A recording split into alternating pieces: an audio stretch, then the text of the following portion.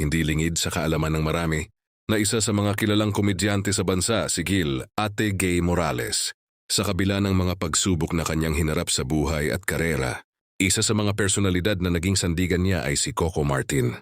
Kamakailan ay naging bahagi si Ate Gay ng teleseryeng FPJ's Batang Quiapo bilang si Elsa, isang karakter na nagbigay ng kulay at halakhak sa palabas.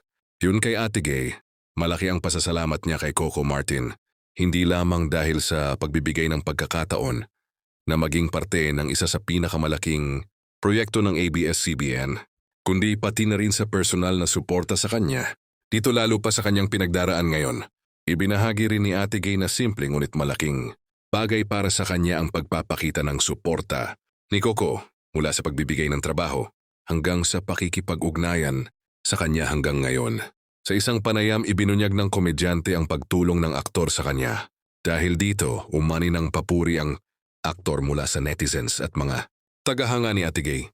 Marami ang natuwa dahil hindi lang sa mga baguhang artista nakatuon ang tulong ni Coco, kundi maging sa mga veteranong komedyanteng kagaya ni Ate Gay na patuloy na nagbibigay aliw sa mga Pilipino.